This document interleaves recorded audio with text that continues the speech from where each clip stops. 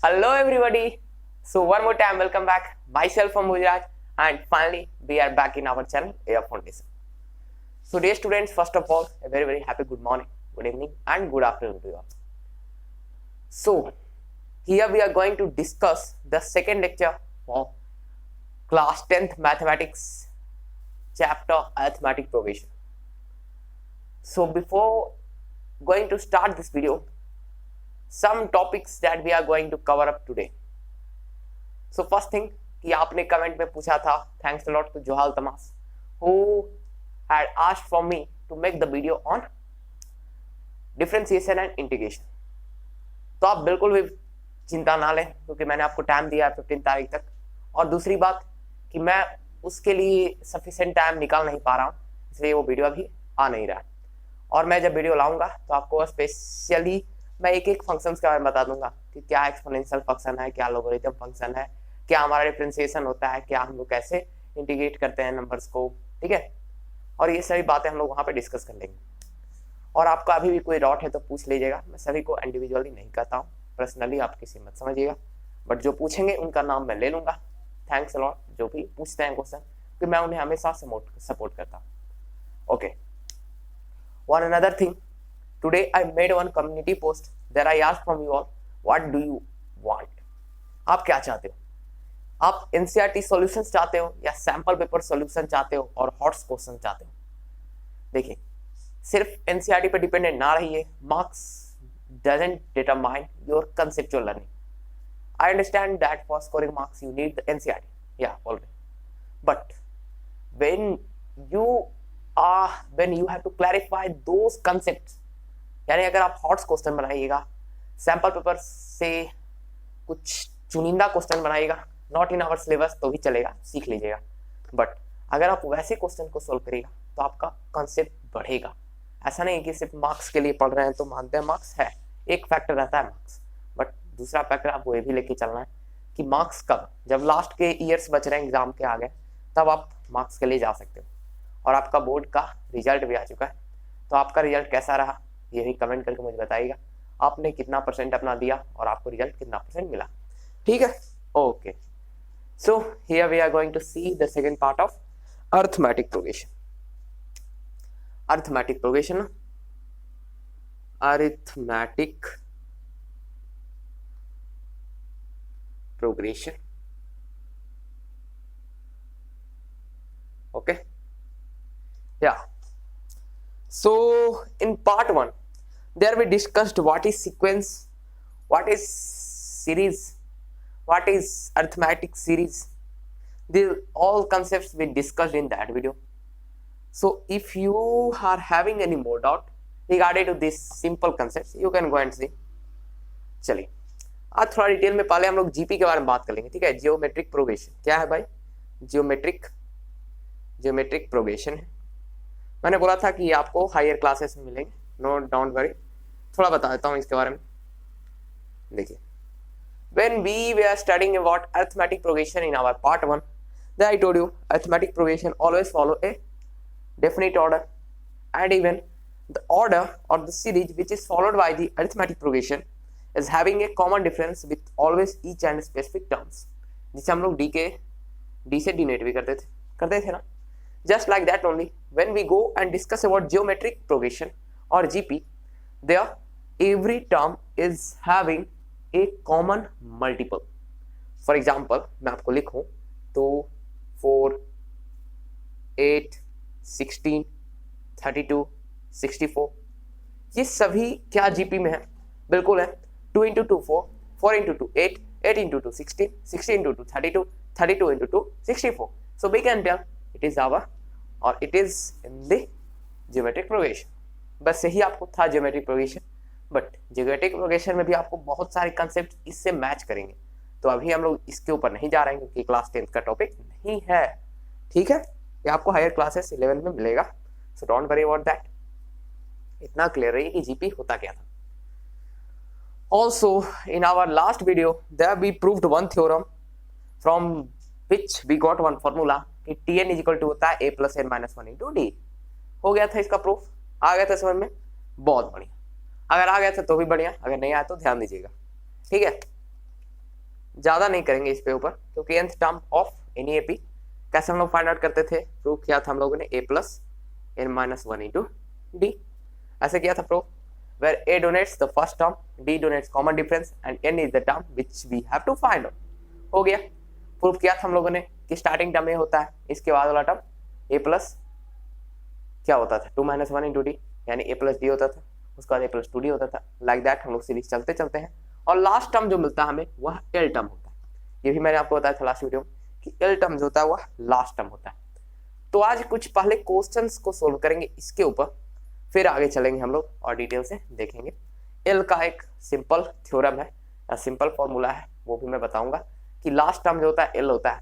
तो अगर हम लोग को कोई टर्म निकालना है from the last, it is from the beginning, और when we have to find out from the last what we do, which formula और which theorem we apply there. ठीक है, चलिए फिर तो क्वेश्चन मेरे को सिलेक्ट करना पड़ेगा, एक मिनट वेट करिए, मैं आपको क्वेश्चन बोर्ड पे ला रहा हूं। ओके, यह जो क्वेश्चन है ये न्यूमेरिकल टाइप के क्वेश्चन में पूछा गया। अब मेरे को डेट तो याद नहीं है, बट ये इंपॉर्टेंट क्वेश्चन है on the basis of MCQ, क्योंकि एमसीक्यू अब ज्यादा आ गया आपके बोर्ड में। ठीक है, तो यहाँ पे दिया हुआ है if nth term of an AP is equal to 5n minus 2, यही है ना? एक मिनट मेरे को मैच कर लेने दीजिए, एक मिनट होल्ड करिएगा बस। ओके, यही है। If nth term of an AP is 5n minus 2, then we are told to find the value of A, D and 19th term. अब ये 19th रहे, 20 रहे, 25 रहे, कुछ भी रह सकता है, बट आपको A फाइंड आउट करना है, D फाइंड आउट करना है, और एक स्पेसिफिक टर्म को फाइंड आउट करना है। दिया हुआ क्या है? nth term of an AP is 5n minus 2। ओके, चलिए, ये आपका वन वर्ड का क्वेश्चन है, इसका आप ध्यान से देखिएगा। सो इसे हम करने जा रहे हैं solve. So what we can do, first thing that we can do here is that we have to write as usual according to question Tn is equal to 5n minus 2। Is it all right up to this much? समझ में आ रहा है आपको? चलिए, अब हम लोग को एक चीज कंफर्म कर रहा है कि भैया nth टर्म जो दिया हुआ है, nth term of an AP ये है वैल्यू। तो अगर हम लोग को T1 फाइंड आउट करना था, तो याद है आपको T1 फाइंड आउट करना है तो n को वैल्यू जस्ट हमें पुट कर देना है 1, और जब T1 फाइंड आउट कर लेंगे तो वह a का वैल्यू, सॉरी अल्फा नहीं, a का वैल्यू आ जाएगा ना? जस्ट ऐसे ही कर दो आप। T1 का वैल्यू क्या आ जाएगा? 5 into 1 minus 2 is equal to what? 3, यानी a 3 आ गया। अब चलो d फाइंड आउट कर लेते हैं। अब हम लोग सोच रहे हैं भैया d कैसे निकलेगा? अरे जो फॉर्मूला ऊपर पढ़ के आए हो उसे अप्लाई कर दो, बस हो गया आंसर, आ जाएगा आंसर, बिल्कुल इजीली आ जाएगा। आप करके तो देखो, आप a निकाल ली, अब d इस पे बैठा के निकाल लो, हो जाएगा। तो मैं बता दूं होगा कि नहीं, आई होप कि ये हो जाएगा। लेकिन अब बात करते हैं थोड़ा 19 टर्म के बारे में, लेकिन उसके लिए तो भैया d निकालना पड़ेगा। चलो d निकाल देता हूँ, लेकिन मैं बार बार ऐसे आपको सिली क्वेश्चंस नहीं बताया करूंगा, ठीक है? चलिए, अब सोच रहे हैं भैया क्या करें, d इज इक्वल टू क्या होगा? वैल्यू पुट अप करवा, छोड़ो आप यहाँ पे n माइनस 1 ए, आप t का वैल्यू 2 रख लो। t का वैल्यू अगर हम लोग 2 रख लेते हैं, t2 इज इक्वल टू क्या हो जाएगा? 5 into 2 minus 2, 10 minus 2 is equal to 8 हो गया। तो आप ऐसे रख लो इधर 8 is equal to what? a plus, तो a मेरा 3 है, प्लस n माइनस 1, तो n मेरा वैल्यू क्या था? n का वैल्यू 2 टर्म है ना, तो यहाँ पे 2 minus 1 is equal to 1 into D.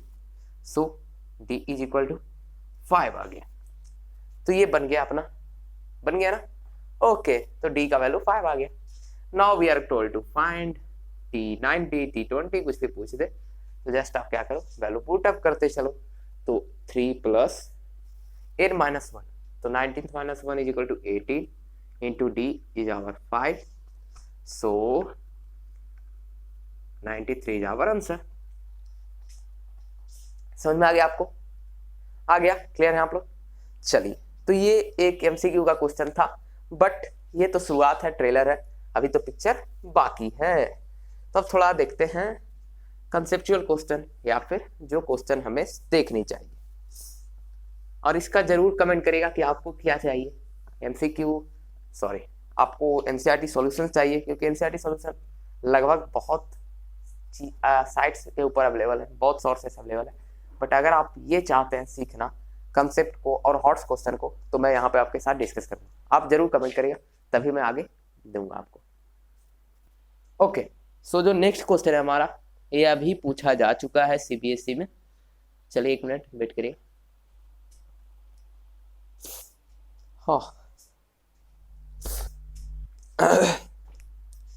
Question बोलता है if 7th term of an a b is equal to 1/9, comma, if 9th term of an AP is equal to 1/7, then find the 63rd term of this particular AP।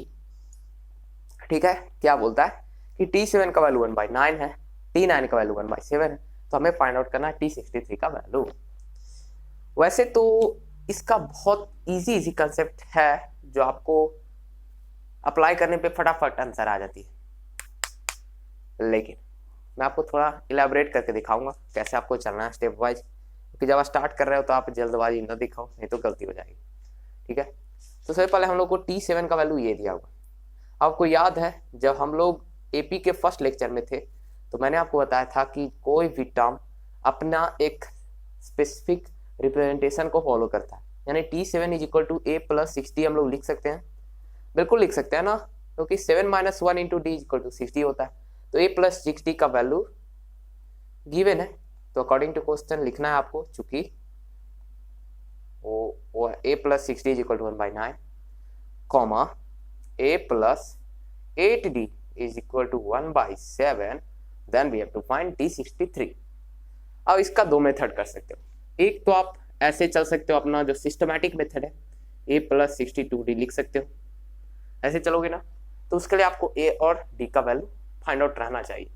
तो आप ऐसे क्या करोगे, पहले आप A का वैल्यू ये दोनों इक्वेशन में मान लो, इसे आप मान लीजिए लीनियर इक्वेशन इन 2 वेरिएबल, और या तो आप यहाँ पे एलिमिनेट कर दीजिए सिंपली वैसे 2 वेरिएबल मान के।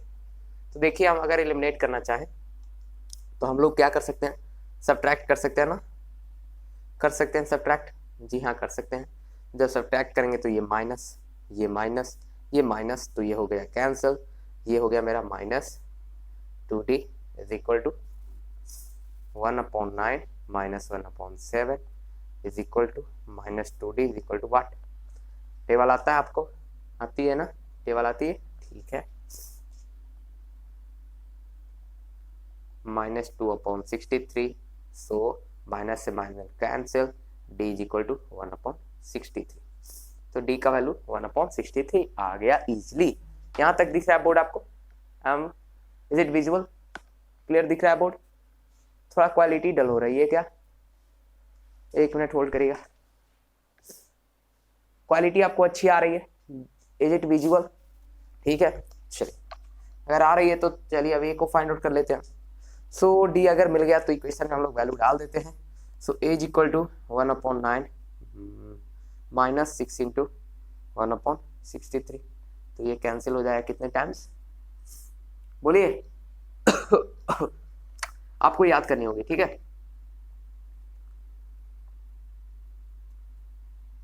टू 2/21 आ गया, तो A = इसका एलसीएम क्या होगा, बोलिए।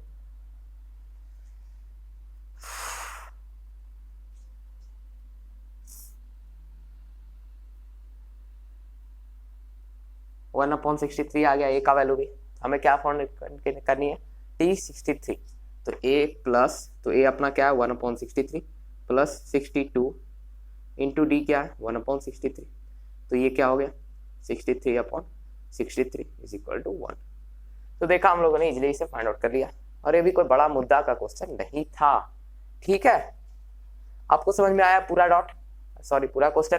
First of all we were provided the value of T7, so we can write it A + 60, as well as we were provided the value of 9 term T9 = 1/7. So we simply put the value there and we found or we got the answer. Okay, तो अभी हम लोग इसी को follow कर रहे हैं, कुछ नया चीज नहीं सीखे। बट अब हम लोग थोड़ा सेकेंड जो हमारा क्या है भाई, सेकेंड जो हमारा थ्योरम है उसके ऊपर चल रहा है, ठीक है। अब सेकेंड कंसेप्ट क्या कहता है, 1 मिनट वेट करेगा, कोई और क्वेश्चन है तो आपके लिए तो मैं लाता हूँ बोर्ड पर। सो आपके लिए कोई और क्वेश्चन तो था नहीं, एक क्वेश्चन मैंने सेलेक्ट किया था, वह क्वेश्चन थोड़ा शॉर्ट में बताता हूँ क्या था। वह क्वेश्चन कुछ ऐसा था कि 7th term of an AP is equal to 11th term of the AP. नहीं, ऐसा नहीं था। 1 मिनट, क्वेश्चन क्या था, अगर आप 1 मिनट होल्ड करिए, मैं आपको क्वेश्चन देख के देता हूँ। क्वेश्चन सेलेक्टेड मैं कर लेता हूँ पहले से, जो बोर्ड में पूछे जाते हैं, क्योंकि ये काफी इजी होता है आपको समझाने के लिए।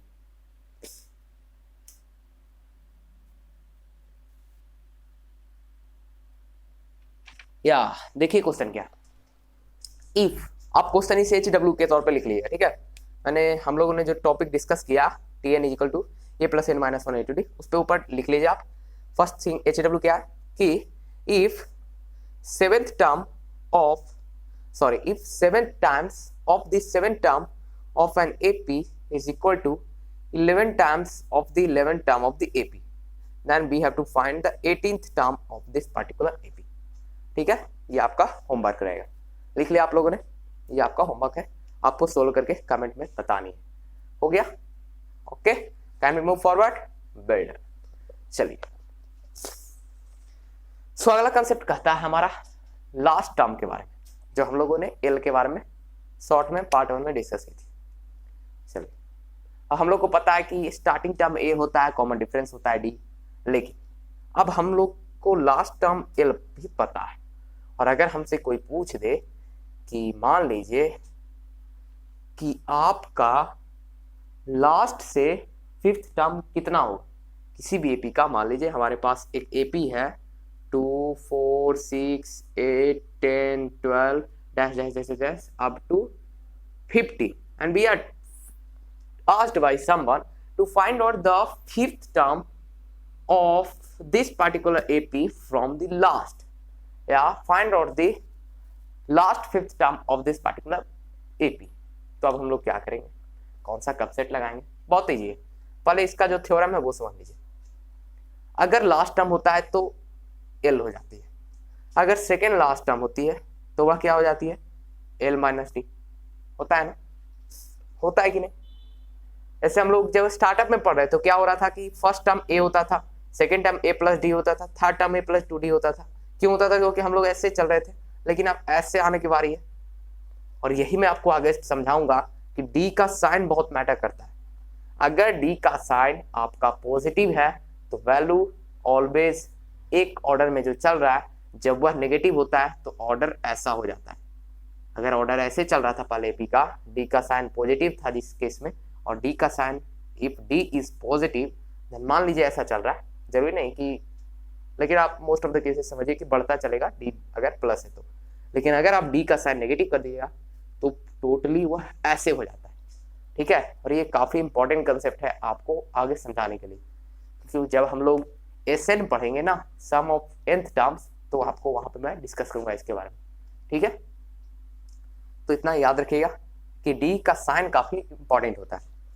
तो वही चीज यहाँ पे है कि अगर second term from the last तो L minus D, third term तो L minus 2d, like that only. अगर हम लोग से पूछ दिया गया कि nth term from the last, then क्या हो जाएगा, L minus n minus 1 into D. आगे समझ में आपको कैसे हुआ, आ गई बात, कंफर्म, एकदम क्लियर, सब कुछ आ गई समझ में। यहाँ पे क्या छुपा हुआ है, L minus 2 minus 1 into D है ना, यही छिपा हुआ है यहाँ पे। सेकेंड टर्म बोला तो सेकेंड, एन टर्म बोला तो एन, यानी ये आपको याद कर लेनी है। अगला कंसेप्ट हमारा क्या निकल के आया है, t n from the last is equal to l minus n minus 1 into d. अब मैं इसके ऊपर भी आपको एक होमवर्क देता हूँ, आपको सोल्व करनी है, या जो मैं क्वेश्चन दूंगा यह भी आपके सैंपल से रहेगा, ठीक है। 1 मिनट होल्ड करिएगा, मैं आपको क्वेश्चन बोर्ड पर दे देती हूँ, प्लीज वेट, होल्ड 1। ओके, तो क्वेश्चन आपका है कि आपको एक अरिथमेटिक प्रोग्रेशन का सीरीज प्रोवाइड किया गया, वह 10th है, 7 है, और आई थिंक 4 है, और डैश डैश डैश देखिए -62 लास्ट टर्म है। और आपसे बोला गया है कि find the 10th term from the last of this particular AP. ये इजी है, इजीली सोल्व करके बता दीजिएगा कमेंट में, ठीक है। Okay, one more thing I have to inform you all that till now in this video we are not going to discuss bird problems. Why? Because when we will go for bird problems, especially I will make the video by the heading of bird problems, there we will use any particular theorem. कोई भी formula apply करना है, पूरे chapter का bird problem एक साथ पढ़ेंगे. ऐसा नहीं है कि मैं आपको टीएन का भी बर्ड प्रॉब्लम दे दूं, ए का बर्ड प्रॉब्लम दे दूं और फिर आगे एसएन का बर्ड प्रॉब्लम आए तो मैं बोलूंगा कि एसएन में बताऊंगा. नहीं, बर्ड प्रॉब्लम आएगा तो पूरे कंसेप्ट से बर्ड प्रॉब्लम आएगा. मैं आपको गिन चुन के सभी कंसेप्ट से कम एक एक तो जरूर दूंगा और एक एक क्वेश्चन जो मैं दूंगा वो भी इजी क्वेश्चन नहीं रहेंगे, आपके लिए हॉट क्वेश्चन की तरह होंगे. ठीक है, okay. Now we are going to see another concept which is our arithmetic mean. Arithmetic mean. What is mean? आप बोलोगे भैया sum of the number upon number of the number is mean. Okay, all right. But when we go and discuss our arithmetic mean, first जो आपको class 10th में पढ़नी है वह 2 terms के लिए या 2 नंबर्स के लिए. वो ऐसा कुछ बोलता है कि मान लीजिए अगर आपके पास a और b 2 टर्म है और उसके बीच में एक ऐसा टर्म होगा जो ये दोनों का अरिथमेटिक मीन होगा. हम समझ रहे हैं कि आपको समझ में नहीं आ रहा होगा, लेकिन मैं आपको समझा देता हूँ. ये बोलता है कि ए और बी कोई टर्म है तो वहां पे आपका अरिथमेटिक मीन बीच वाला कैपिटल ए होगा, होता ही है. और इसी पर एक फॉर्मूला आपको मिलती है कि a m is equal to 1/2 into a plus b. और बिल्कुल ये सही है. आप किसी फॉर्मूले को ऐसे ही मत मान लो आंख मूंद के, पहले प्रूफ के लिए जाओ. तो चलो ले लेते हैं कोई टर्म, कोई एपी. जैसे मान लीजिए 3 है और डायरेक्ट यहाँ पे 7 है तो हमें पता है बीच में 5 होगी. ठीक है, अब हमें क्या फाइंड आउट करनी है, इसका अरिथमेटिक मीन फाइंड आउट करनी है. तो एम इज इक्वल टू क्या हो जाएगा 1/2 इंटू 3 + 7 10, 10/2 इक्वल टू 5. यानी हम लोग जो पढ़ रहे हैं वो बिल्कुल सही पढ़ रहे हैं और यही हमारा अरिथमेटिक मीन होता है. बस इतना ही है. हाँ, इतना ही है और कुछ नहीं है, बस यही है. बट एक कंसेप्ट और मैं बताता हूँ आपको. एक चीज आपके लिए काफी इंपॉर्टेंट हो जाता है. इसको आप एक और तरह से सिंपलाइज कैसे कर सकते हैं, ऐसे a - a is equal to क्या क्या क्या बोलिए बोलिए बोलिए जोर से बोलिए, b - a. ये होता है a - a is equal to b - a. इसे आप याद रख लीजिए अपने मन में और फिर इजीली आप उसे सोल्व कर पाएंगे. कोई डाउट नहीं है, जस्ट यही चीज यहाँ पे आके मिलती है आपको. ठीक है, ओके. सो अब चलते हैं एक नया कंसेप्ट के ऊपर, जो कंसेप्ट काफी यूजफुल है. मैं आपको गारंटी करता हूँ ये जो कंसेप्ट है ना, ये 100% आपके लिए यूजफुल है, क्योंकि यह जो कंसेप्ट है ये आपको बर्ड प्रॉब्लम्स में यूजफुल होगा. और बहुत सारे ऐसे टैक्टफुल क्वेश्चन जो कि हॉट्स वाले क्वेश्चन होते हैं उन्हें आप सोल्व कर पाएंगे विथ दिस पार्टिकुलर कंसेप्ट. एक मिनट होल्ड करिए थोड़ा सा मैं. Okay, now we are going to see it. चलिए तो फिर, हाँ, तो हमारा कंसेप्ट क्या कहता है कि जो बर्ड प्रॉब्लम्स होते हैं, डिफिकल्ट वाले बर्ड प्रॉब्लम्स, उसमें हम लोग को जैसे लीनियर इक्वेशन 2 वेरिएबल में क्या करते थे, we are given that sum of 2 numbers is equal to this, product of this 2 number is equal to this, और something other relation, and we are told to find the 2 numbers like that. यहाँ पर भी हो जाती है, but ये इतने easy वाले कंसेप्ट नहीं रहते हैं. कैसे नहीं रहते हैं देखिएगा. अगर आपको फर्स्ट नंबर बोला जाता है तो आप ए अपने दिमाग में लाते हैं ना, ए. अगर बोला जाता है 2 तो a + d लाते हैं. यहां तक तो बहुत इजी कंसेप्ट हो जाता है. लेकिन जब 3 नंबर्स के बारे में बात की जाती है, क्या, when we are told about 3 numbers. अब ऐसा नहीं आप बोलना कि 3 ऊपर है तो इसका वेरिएबल नहीं, 3 है तो 3 नंबर्स, 4 नंबर्स, 5 नंबर्स, इतना ही आपका 10th के सिलेबस में. 5 से ज्यादा भी होता है, बट मैं आपको समझाता हूँ क्या करनी पड़ती है. तो इन सभी में आप क्या मानते हैं? आप सोच रहे होंगे भैया क्यों ऐसे कहानी, ऐसे मान लेते हैं, ए मान लेते हैं, a + d मान लेते हैं, फिर a + 2d मान लेंगे और फिर a + 3d मान लेंगे. 3 ही है भैया तो ये इतना मान के जाए. नहीं माननी है आपको, ये आपको नहीं मानना है. क्यों, मैं बताता हूँ रीजन. इस केसेस में, इन केसेस में आप ऐसे नहीं चलते हो. क्यों नहीं चलते हो, बहुत इंपॉर्टेंट है, ध्यान से सुनिएगा, ये आपको कोई नहीं बताएगा. ये इसलिए ऐसा नहीं किया जाता है क्योंकि हम लोग इन सभी को इसलिए मानते हैं ताकि हम लोग को आगे इलिमिनेट करना पड़ता है, किसी ना किसी वैल्यू को इलिमिनेट करना है. और जब हम लोग एलिमिनेशन मेथड लगाते हैं तो उस केस में हम लोग को एक वेरिएबल को काट देनी होती है। तो ऐसा कभी पॉसिबल है कि ये तीनों में कोई कट के आएगा? नहीं ना, तो हम लोग ऐसा नहीं लेते हैं। जब भी 3 टर्म मिले तो आप पहला टर्म तो ये ले लेंगे सभी में, मान लेता हूं मैं, अगला टर्म ए प्लस डी भी लेनी है तो चलेगा, लेकिन अगला टर्म आपको ए माइनस डी लेना पड़ेगा, क्योंकि आपको डी से डी हटानी है और ए को आपके रिजल्टेंट तौर पे लानी है। आगे समझ में बात? 3 रहेगा तो ये लेना है, ए प्लस डी के बाद ए माइनस डी, कि हमें काटनी है। सिमिलरली अगर 4 नंबर्स हैं तो पहला प्रेफर क्या करते हैं आप लोग? सभी वही करते हैं, ए लेते हैं। इसके बाद क्या करिएगा देखिएगा, इसके बाद आप क्या लीजिएगा? ए प्लस 2d, फिर ए प्लस हो गया तो ए माइनस 2d, 3 नंबर हो गया। अब फिर हम लोग सोच रहे हैं भैया अब क्या लें, तो इस केस में आप ए को ही हटा दीजिए, ए प्लस डी ले लीजिए और यहाँ पे ए माइनस डी ले लीजिए, हो गया। ऐसा हम लोगों ने क्यों किया? क्योंकि हम लोग को डी हटाना होता है, और अगर डी नहीं हटाएंगे तो वह पॉसिबल नहीं है सोल्व करना, क्योंकि जब आप लीनियर इक्वेशन 2 वेरिएबल में जाते थे तो 4 वेरिएबल से कम आप 2 इक्वेशन बना के लाते थे, और उन 2 इक्वेशन को आपस में इलिमिनेट करते थे। आइदर आप क्या करते थे? क्रॉस मल्टीप्लाई करते थे, आइदर सब्स्टिट्यूट करते थे। तो ऐसा तो नहीं कि चारों से आप एक और अप्लाई करेंगे, नहीं, आपका दिमाग भी खराब होगा और आपका आंसर भी करेक्ट नहीं आएगा। सिमिलरली अब बात करते हैं अगर 5 नंबर है तो क्या करिएगा? 4 तो इसे हूबहू उतार दीजिए और एक अपने मन से ए ऐड कर दीजिए, तो ये 5 हो गया। बस यही था कंसेप्ट, और कोई कंसेप्ट नहीं है। हाँ, कुछ ऐसा केस होता है कि जैसे मैंने आपको बताया ए प्लस 2d, तो कई बार बुक आप पढ़िएगा तो वहां पे ए प्लस 3d भी दिया रहता है, लेकिन आप ए प्लस 3d लीजिए, ए प्लस 2d लीजिए, कोई फर्क नहीं पड़ता है। जी हाँ, कोई फर्क नहीं पड़ता है। बस आपको यही दिमाग में रखनी है कि जो भी वैल्यू हम ले चुके हैं डी का, अगला वैल्यू हमें उसे इलिमिनेट करने के लिए नेगेटिव साइन में लेनी होगी, तभी हमारा आंसर सही होगा। फॉर एग्जाम्पल मैं आपको एक क्वेश्चन देता हूँ, ये वर्ड प्रॉब्लम का क्वेश्चन रहेगा, बट ये आप कंप्लेन मत करना भैया आपने पहले कहा कि वर्ड प्रॉब्लम सोल्व नहीं करेंगे, and now you are giving the word problem. No problem, let's see it and fill it. यह जो वर्ड प्रॉब्लम है ये 3 नंबर के ऊपर बेस्ड है। ओह 3 नंबर के ऊपर बेस्ड है। क्वेश्चन एक बार मेरे को फिर से देख लेने दो ताकि आपको मैं इजिली दे पाऊं।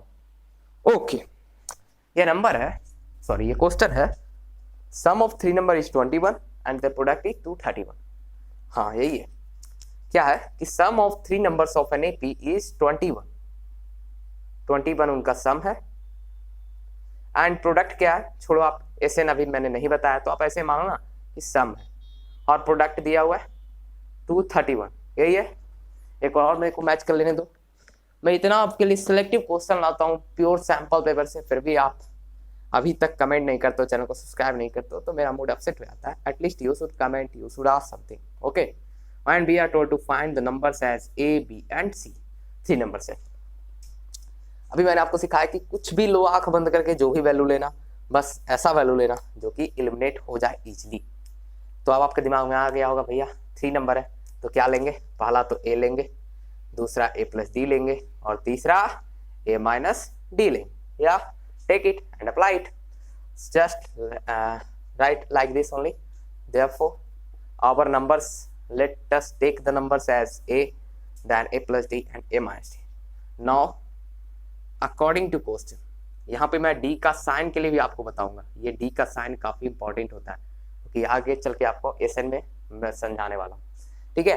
तो now according to question what, according to question a plus d plus a minus d is equal to 21। so from here we got 3a is equal to 21, therefore a is equal to 7। चलिए बहुत बढ़िया।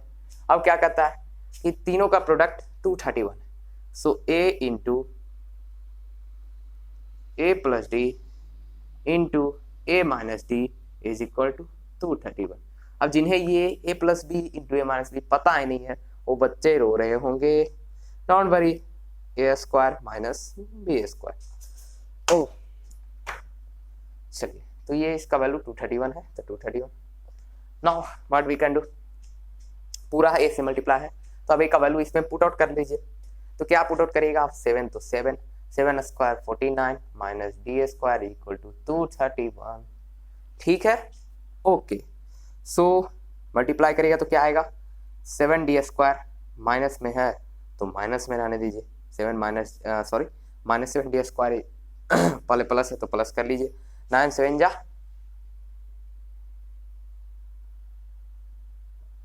63, तो 3 यहाँ पे हुआ।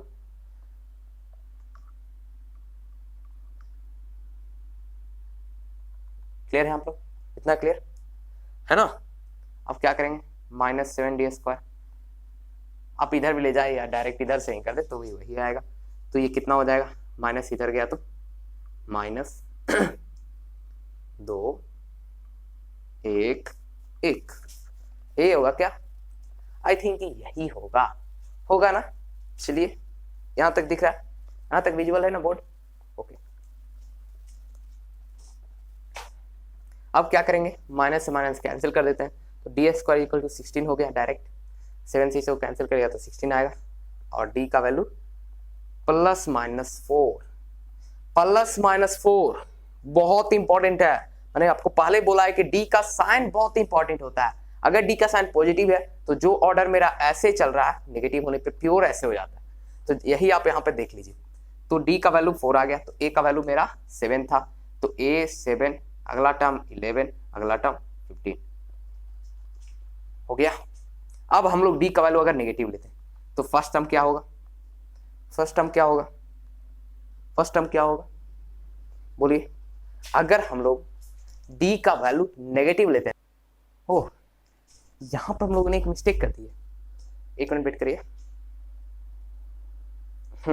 यही concept मैं आपको पहले समझाना चाह रहा था, बट अब हम लोग को पता चला।